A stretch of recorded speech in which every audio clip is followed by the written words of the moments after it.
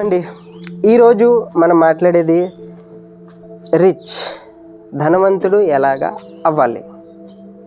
First of all before discussing anything ఒకసారి ఆలోచించండి, మీ retirement plan ఏంటి?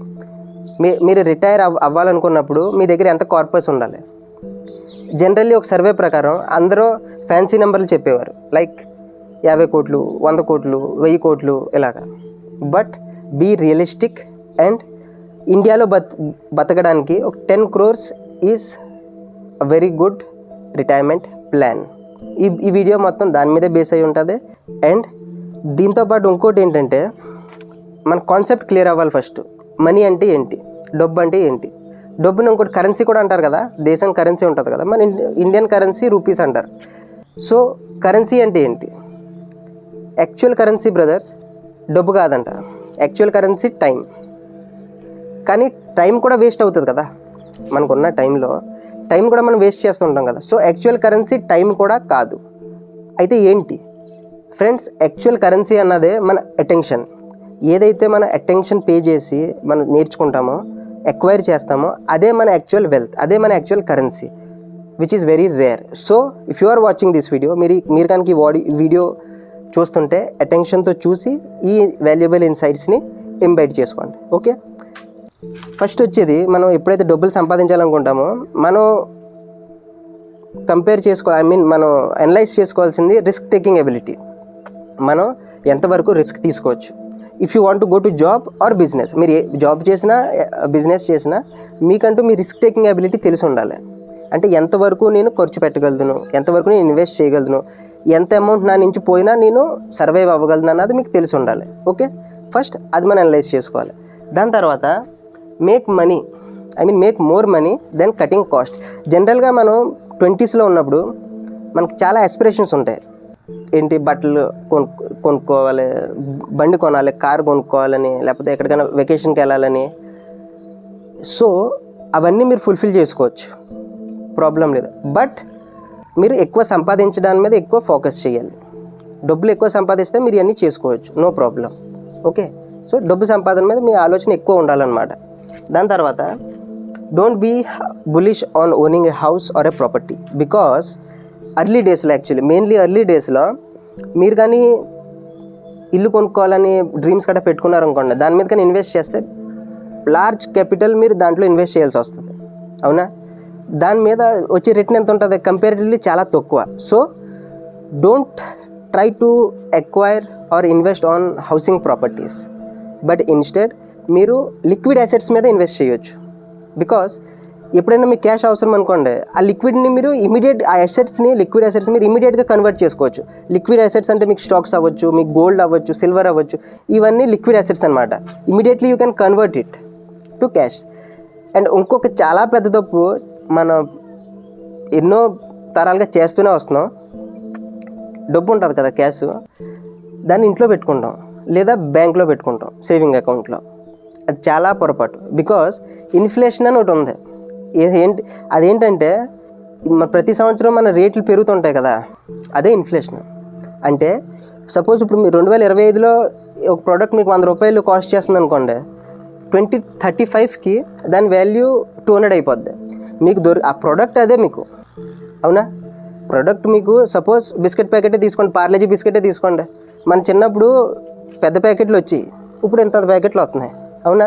అదే ఇన్ఫ్లేషన్. కానీ 5 రూపాయలే, కానీ దాంట్లో క్వాంటిటీ తగ్గిపోయింది, అవునా? అలాగే డబ్బు కూడా వాల్యూ జనరల్గా తగ్గిపోతూ ఉంటుంది. సో డబ్బుని ఎప్పుడు ఇంట్లో కానీ బ్యాంకులో కానీ పెట్టుకోవద్దు. ఇన్స్టెడ్ మీరు స్టాక్ మార్కెట్లో ఇన్వెస్ట్ చేస్తే రిస్క్ అనుకుంటే మ్యూచువల్ ఫండ్స్లో చేయొచ్చు, అది రిస్క్ అనుకుంటే ఎఫ్డి చేయొచ్చు. కానీ ఎఫ్డి కంటే బెటర్ ఆప్షన్స్ ఏంటంటే జనరల్గా స్టాక్స్ నిఫ్టీ 50 ఉంటుంది కదా, దాంట్లో ఇన్వెస్ట్ చేసుకుంటే మీకు డీసెంట్ రిటర్న్స్ ఎలాగైనా వస్తాయి. ఓకే, దాని తర్వాత హ్యావ్ గ్రేట్ సర్కిల్. ఇది చాలా important friends.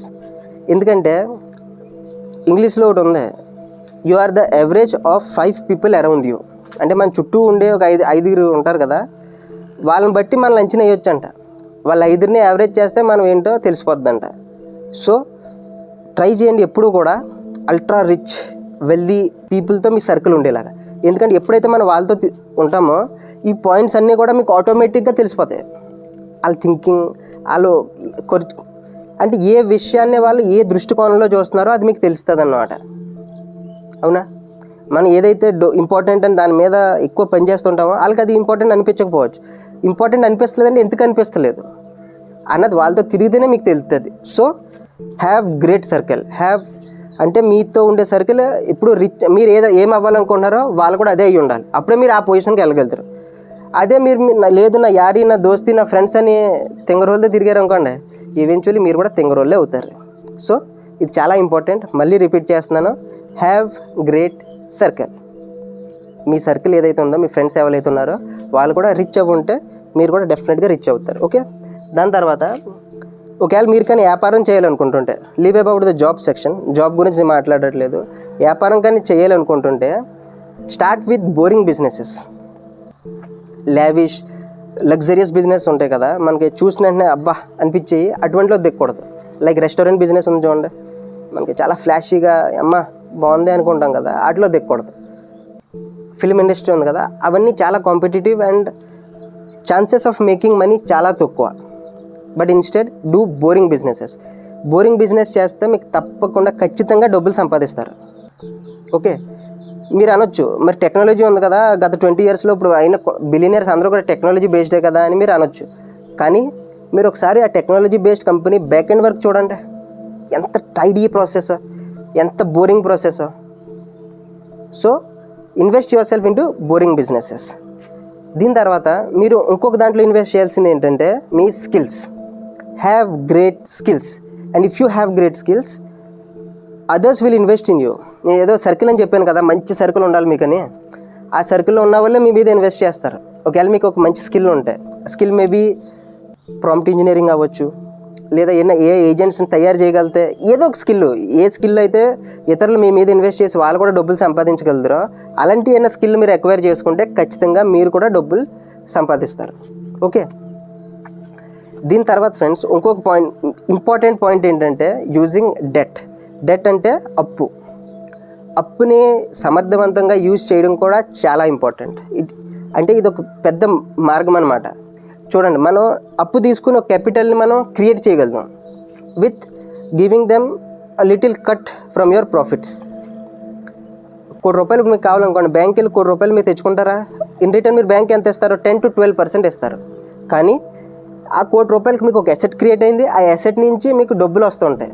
That maybe 20%, 15%, 30%, depends on your business. మీరు ఏ టైప్ ఆఫ్ బిజినెస్ చేస్తున్నారో దాని మీద మీ స్కిల్స్ బట్టి కూడా ఉంటుంది. దాని మీద మీరు ఎంత సంపాదిస్తున్నారో, ఆ లోన్ తీసుకుంటారు కదా ₹1 సంవత్సరానికి రఫ్లీ 10 to 12 lakhs అవుతుంది. మీరు కానీ 15 లక్షలు కానీ 20 లక్షలు కానీ సంపాదిస్తే ఈ అప్పు తీసేయగా మిగిలింది అంతా మీకు లాభమే కదా. ప్లస్ మీకు ట్యాక్స్లో కూడా చాలా బెనిఫిట్స్ వస్తాయి. సో మీరు డెట్ని యూజ్ చేయడం కూడా చాలా ఇంపార్టెంట్. ఇంకొక పాయింట్ ఉంది బ్రదర్, డెట్కి ఆపోజిట్ సైడ్ అనమాట, ఈఎంఐ అంటారు. ఇప్పుడు ఏంటంటే మన ఐఫోన్ కావాలనుకోండి ఈఎంఐలో తీసుకుంటాం, ఏమన్నా బైక్ కావాలితే ఈఎంఐ, ఏమన్నా కార్ కావాలితే ఈఎంఐ అన్నది చాలా డేంజరస్ థింగ్. ఈఎంఐ, క్రెడిట్ కార్డులు ఇవన్నీ మన ఖర్చు ఎక్కువ పెడతాం, మన సామర్థ్యం కన్నా ఖర్చు ఎక్కువ పెడతాం, దాన్ని తీర్చేటప్పుడు దోలు తీరిపోద్ది. సో ఈఎంఐ కాదు, డెట్ తీసుకోండి. డెట్ తీసుకుని దాని నుంచి ఒక అసెట్ క్రియేట్ చేయండి. ఐఫోన్లు ఈ కాదు, అసెట్స్, ఏదైనా వ్యాపారం కానీ ఏదైనా ప్రాపర్టీ, అంటే మళ్ళీ ఇలాంటి ఇల్లు ఇలాంటి ప్రాపర్టీ కాదు, ఏ ప్రాపర్టీ తీసుకుని దాన్ని ఇన్ఫ్లేషన్ ప్లస్ ఈ ఇంట్రెస్ట్ రేటు ఇవన్నీ బీట్ చేయగల అసెట్ ఏమైనా ఉంటే దాంట్లో ఇన్వెస్ట్ చేయవచ్చు. ఓకేనా. దాని తర్వాత మన జనరల్గా ఒక విషయం వింటూ ఉంటాం, ఏంటండి, ధనవంతుడు ఎప్పుడు ధనవంతుడే అవుతాడు అంటే ఇంకా ధనవంతుడు అవుతాడు, ఒక పేదవాడు ఇంకా పేదవాడు అవుతున్నాడని. దానికల్ల కారణం ఏంటంటారు? Mind set.